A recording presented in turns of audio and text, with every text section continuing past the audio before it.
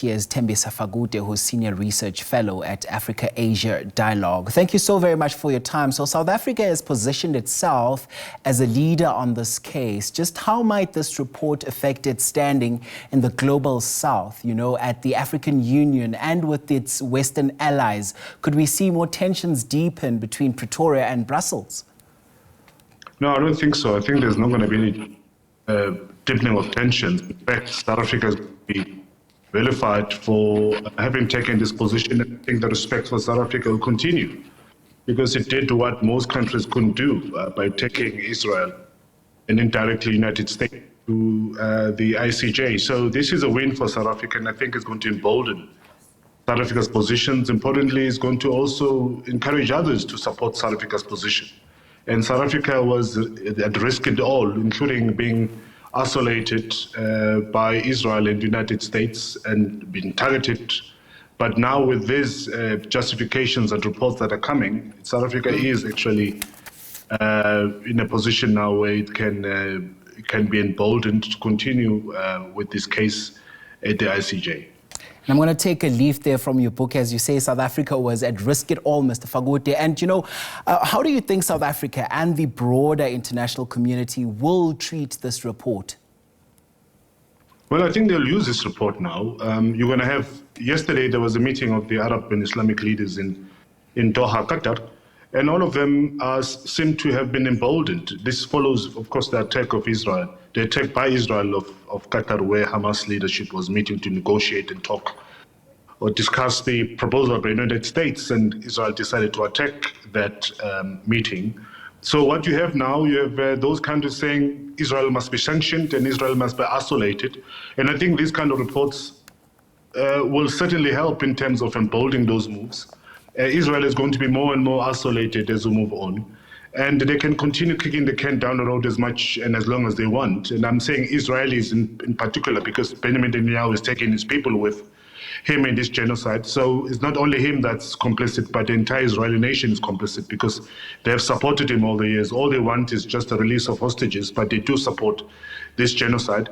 So these reports help in terms of emboldening those moves and protests around the world to isolate Israel and eventually take Benjamin Netanyahu to The Hague. And equally important right now, Mr. Fakude, is what is currently unfolding on the ground. I think it was Ms. Kaji a bit earlier on who also said that, for all these reforms, it would actually take time for them to filter down to where they matter the most, and that's right at the ground there. The ICJ has already issued provisional measures, right? And the Commission now says that Israel is blatantly disregarding them. So what does this all mean now in practice, particularly when we look at the need, and that's the urgent need for all of these urgent reforms to trickle down to the ground where they matter the most? Well, unfortunately, these are not binding, so they won't mean much, but eventually, historically, they will mean a lot, and they will be certainly used as evidence when the court eventually sits to decide on this matter of genocide committed by Israel. But importantly is that it kind of legitimizes the protests and the call to isolate and sanction Israel, because you have this very important multilateral platform that has found Israel to be in violation of not only international law, but having committed genocide. So in that regard, it's very emboldening and empowering for those that are fighting for the rights of the Palestinians. It don't trickle down anytime soon, because Benjamin Netanyahu is committed himself to continue this genocide. He has an appetite of continuing with this genocide. And by the way, for him, he would like to see all of these multilateral platforms destroyed, because he knows that these are the platforms that will eventually take him to courts around the world to account. So what you see happening at the moment, particularly with the support of people like Marco Rubio, the Secretary of State of the United States, including Donald Trump, is to destroy the multilateralism and destroy United Nations and international law and ICJ and ICC, because these are the only institutions that will hold these people to account. So if they're destroyed, they will come up with their own and eventually, of course, protect themselves from possible persecution in future. So what I think is likely to happen now is going to be a push to sanction the courts, international courts, particularly ICC and ICJ, is going to be a push to isolate the United Nations and boycott United Nations. We had yesterday the Arab nations saying they want Israel to be expelled from the UN. It will come as a gift, of course, if it does get expelled, because it means that it's not going to be accountable to any international law. It will do as it pleases and act independently from the rest of the world. And so much has been said as well around the precedent this sets, Mr. Fakude. Just what precedent does it really set in international order? And this is if, a UN commission finds genocide, but nothing really changes. What message does it send across? And does it risk hollowing out the very idea of international law?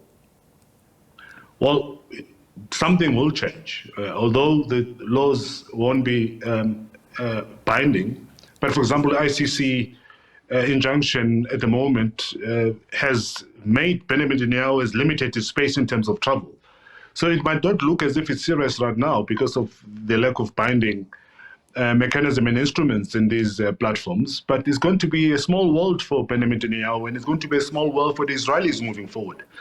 And this is forever going to taint the image and the brand of Israel, having been the country that has committed genocide, notwithstanding that it's most of its citizens historically and their ancestry historically suffered from the Holocaust. Now we see the very same people doing even worse than what Hitler did. So it will matter eventually. And it's very important to continue with these efforts of compiling archive and records and keeping all these reports, because these reports, in a long run, they will be used as evidence, but importantly, they will matter.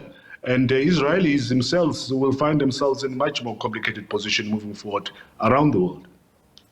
And Mr. Fakude, at the end of the day, does this report, somewhat represent a turning point in the Gaza conflict, or this will be just another warning that the world fails to act on?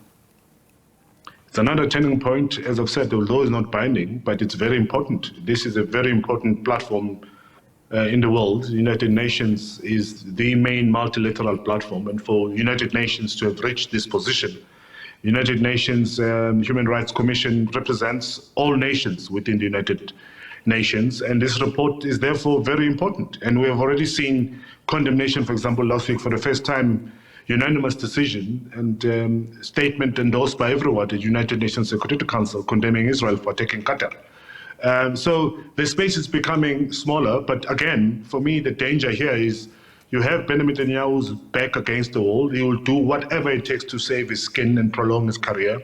And this means, of course, that he could as well, get out of these platforms, particularly the United Nations, and go it alone. And if that happens, you are therefore going to have someone who's not going to be committed or held responsible by international law, who's going to go and do as it pleases. But I think the countries have now taken a much more stronger position, not only the Arab countries, but also Western countries, including UK, France, and Canada, who have taken a much more stronger position on a war against Israel. I must thank you so much for your time and insights. That was Thembisa Fakude, who's a Senior Research Fellow at Africa-Asia Dialogue. Thanks so much for your time right here on The Agenda.